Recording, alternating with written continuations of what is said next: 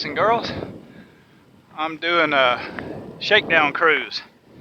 I have had an idea for a while to do what I'll call bike ride chats, and this is just going to be kind of a test, see if I can get things working.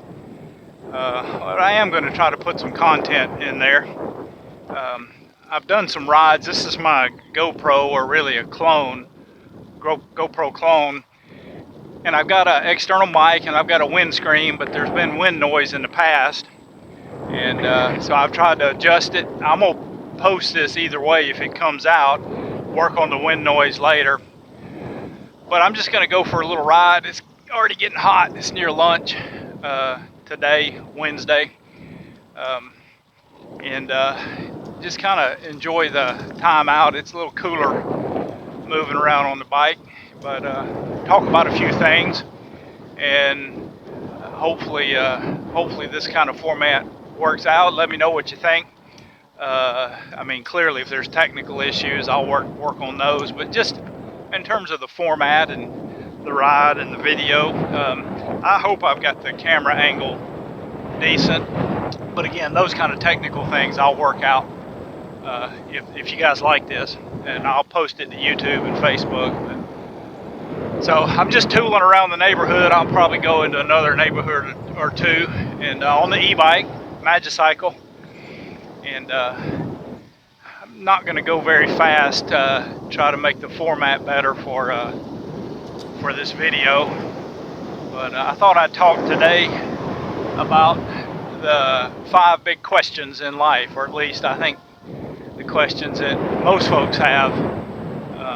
At least at some point in life. And I don't have notes, I haven't really prepared anything. I'm just gonna kind of talk extemporaneously off the top of my head and see where it goes. I may get off on some tangents, but so without any further introduction, I think the first question that folks often have is, where'd everything come from? Where'd the universe come from? Everything that's out there. And second one is kind of like it. It's, how did life begin? And then we follow along in concept to why are we here? Or is there a why? And then I think that all leads into looking kind of forward. When we die, what happens? Can we know anything about that? And then I think at the root, at the core of all of that is there a God? Did all of this just come about by happenstance, or is there a intelligent design, a force behind it all? And is there any evidence for any of this? So let me just kind of break those down and talk a little bit about each of those. First of all, where did everything come from? I give a little background. I worked for 30 years for a major, billion-dollar university, research level 1 university. I had scientists that worked for me as part of my duties, PhDs, physics, computational chemistry, bioinformatics, and the like. I served on research computing committees. So I've got some background in this area, and I've talked to a lot of folks and got their thoughts about it. But if you look, really boil it down to the scientific method, that requires repeated testing. So observation and testing. So you got to look at something and replicate the experiment and replicate it, and then you can analyze that and you can draw inferences from that, draw conclusions. And when you're looking at these big questions, including where did everything come from, you can't do that.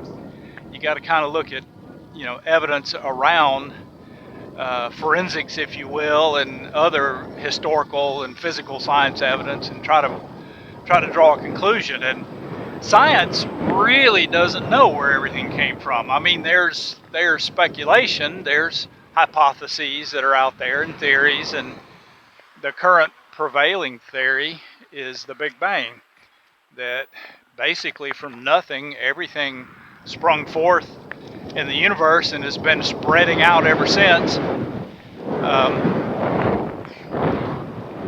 And so essentially, from science perspective, they can see that.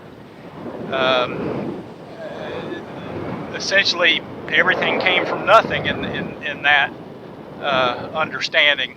I mean, it's more complex, but I'm just trying to boil this down into layman's terms. And so, before that, there was a steady state universe theory that everything had just always been. It just always existed. Um, and then now there's others that are looking at string theory and self-replicating universes, but they really don't know. I mean, that's what they're concluding, right now. And again, the Big Bang is that's the prevailing thought right now. But so, don't believe that science has answered, all the questions, got everything thought out, ironclad. I'm going down a hill and I can really hear the wind noise, so I hope you guys can hear me over this. But anyways, so science doesn't know. I'll talk about other world-based faiths in a little bit, other religions, and kind of their thoughts on some of this. But so let's move on to the question about, how did life begin? And this is another situation where I think a lot of us came through school in the 60s, 70s, 80s, 90s, up to current times. Think that science really knows, and we've all heard about the experiments where they tried to look at the primordial soup, if you will, the amino acids, and the theory was that a big energy source like a mega lightning bolt struck that, and it created amino acids, and they were strung together, and those created proteins, and so anyway, that led to the synthesis of life. And interestingly, that has been totally disproven. It's not scientifically valid. Um, so amino acids are left-handed and right-handed, and they bond together equally easily. And I'm not going to get too technical, and I'm not a biologist or a bioinformatician, but because of the way they blend together, the probability of life forming, which is all left-handed amino acids, is negligible. So I'm going through a local church parking lot. It's just beautiful grounds here on this church. I like to come up through here occasionally. But anyway, again, they can't test this with a scientific method. They have to look back and try to piecemeal thoughts. And science, in a nutshell, has no idea how life began. And so let's move on to why are we here. And again, looking at science and the scientific method, there is no why. There simply is. We exist. We came about via some process, and there's no normative, reason for why we're here. We just simply exist. And so science, that's essentially what science has to say, about why we're here. And I didn't mention earlier, but in terms of how the universe came to be, some folks with the steady state hypothesis and others say, well, couldn't the universe just have always existed? Isn't that a possibility? And it's not, because when you look at time, if we look in the future, if time is infinite, if it goes on forever, you can never get to infinity, to an end point. And the same would be true if time were infinite from the past, if there was no beginning. You would have to traverse an infinite amount of time to get to today. You can't go back in time to infinity, nor can you go forward. So I think that's another important point. And then let's move on to the question about what happens when we die. So if you just look at science and the scientific thought, the prevailing thought is, well, nothing. You just cease to exist. You die to nothingness. Your body decomposes. And as you look, from what's observable in the physical realm, well, granted that happens, but we have I would say a spirit, a mind, a soul. Call it what you like, but there's an essence to our being, and I think that is, where did that originate from? Did this all come from, random chance and this over time, the evolution, or is there something more to it? Do you feel like there's something more to that? Um, and if scientists are honest, I think they'll recognize and say that they really don't know. I mean, that's what they can observe in the physical realm, but there is a possibility of spiritual, and that with current scientific methods, it's not observable in with physical science, but it doesn't mean it's not real. And of course, that brings us to the question of, is there a God? Um, and science has nothing to say about that. You can't go into or at least physical science, chemistry, physics,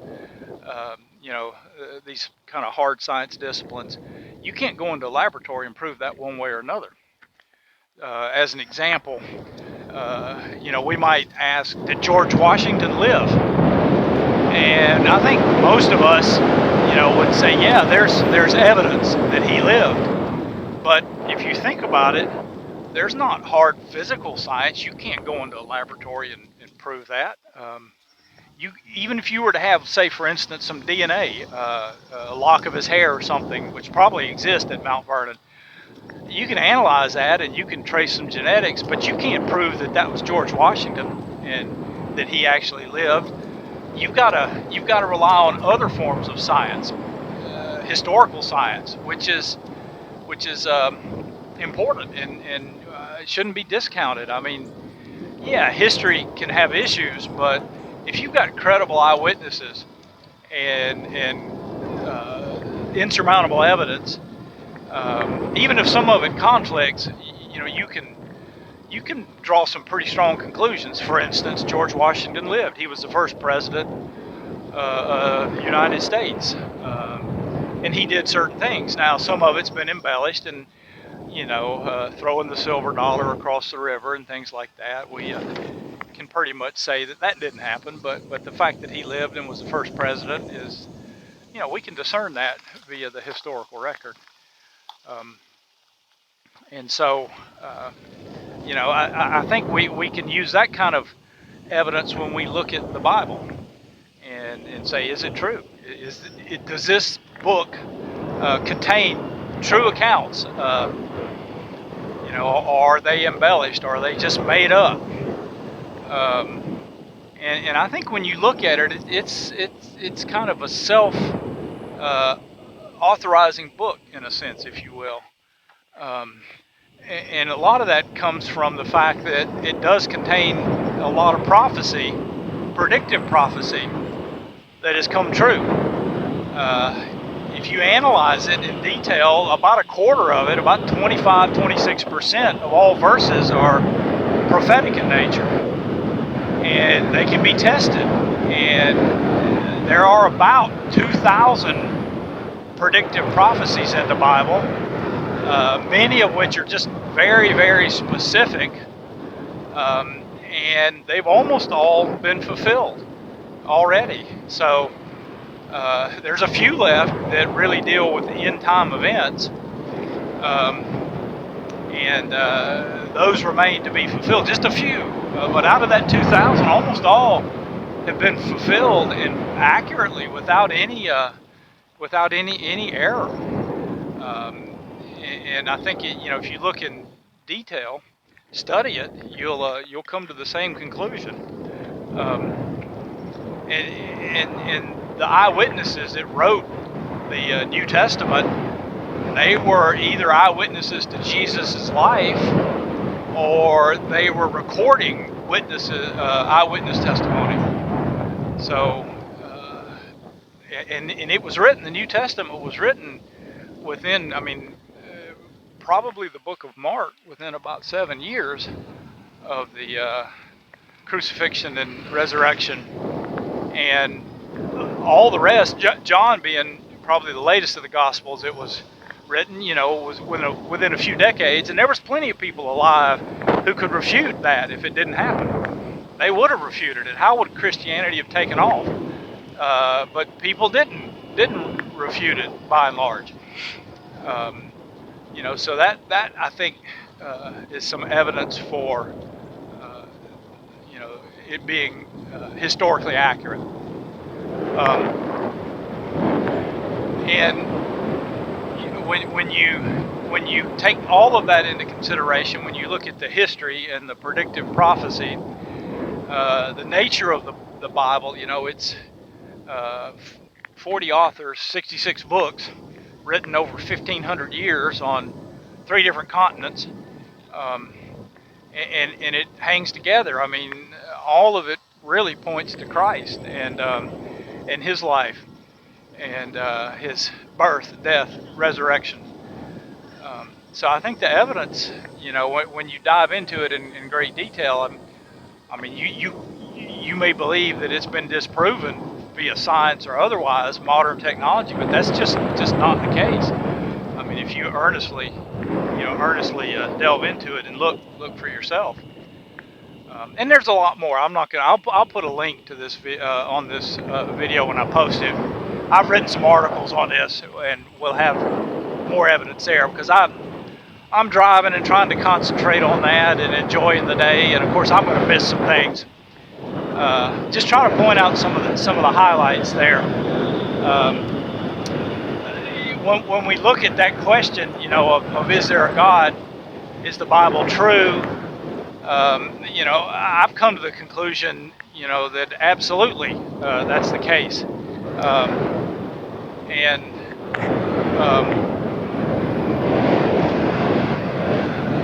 Sorry, my microphone is slipping, and I'm trying to get it adjusted, so forgive me. So a lot of folks say, well, there's many paths to truth and to God, and they're all, basically describing the same thing, just different ways to get there. But the Bible doesn't leave that open to you. When you read the Scripture, it makes it clear that Jesus is exclusive. He's the only way to God and to heaven. It makes those claims. So it's been said that when you look at what He said, He claimed to be God. He claimed to forgive sins. He claimed to be God incarnate, God in human form. And that only leaves a few possibilities. Either He was a liar, wasn't who He said He was a lunatic, He was crazy, or He was Lord, He was God. That's your possibilities.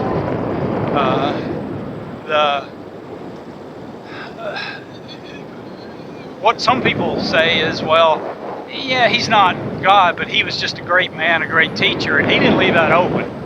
I mean, when you read what He claimed, what He said, that's really not an option. I mean, he would either be a liar or a lunatic under that way of looking at it, and that's not a good person. And when you compare other faith-based systems, look at all the major ones.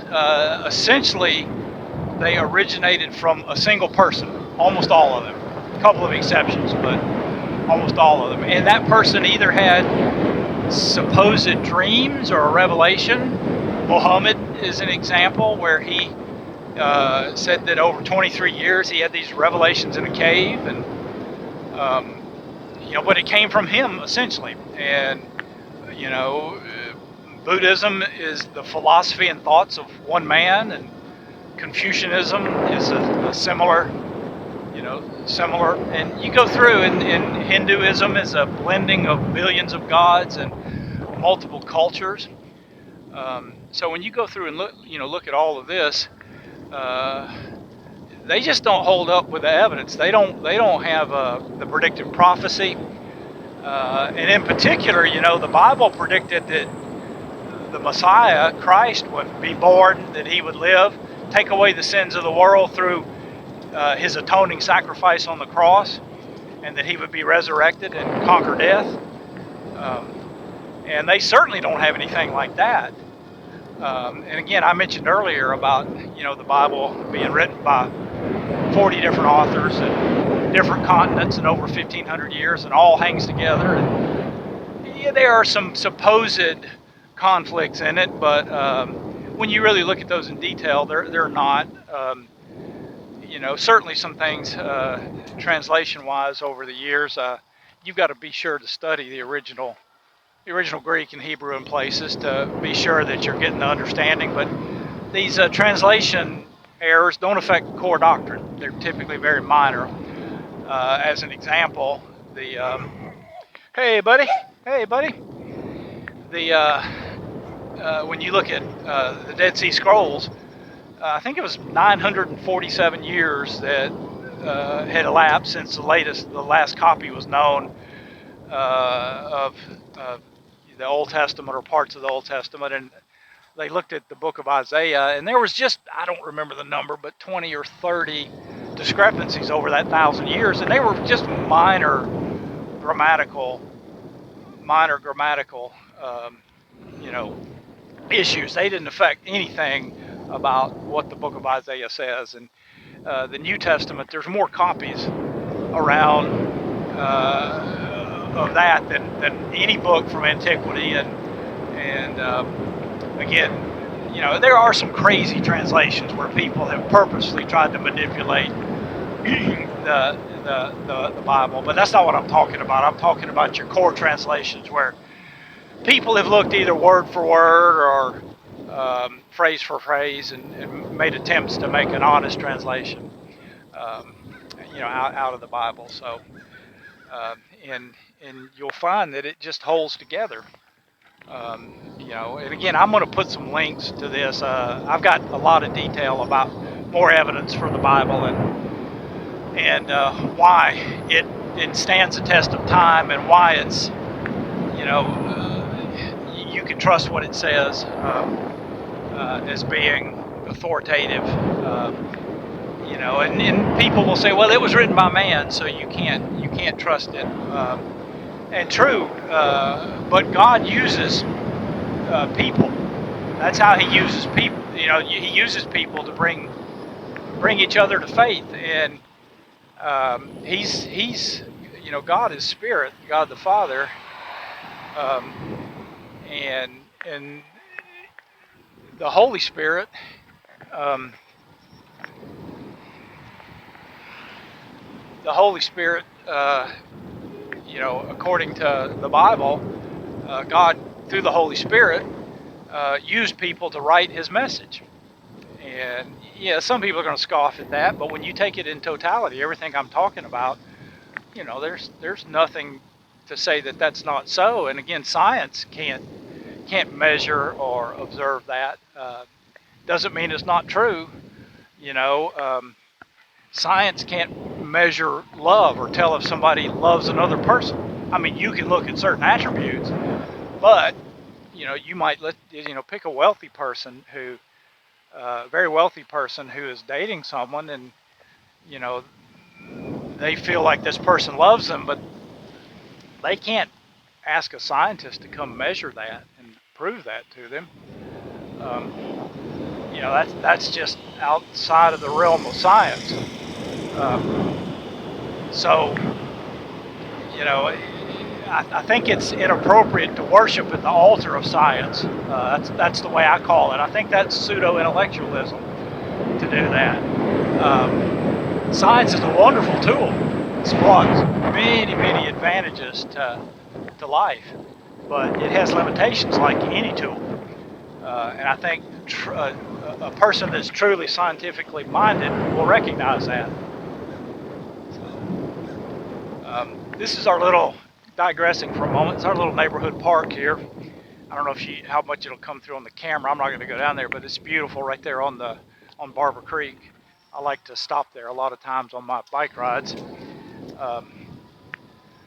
Anyway, I've kind of talked and rambled a bit. I'm sure I've left out a bunch, and hopefully this kind of makes sense and makes you think, if nothing else, and shows you that science, as wonderful as it is, doesn't have all the answers.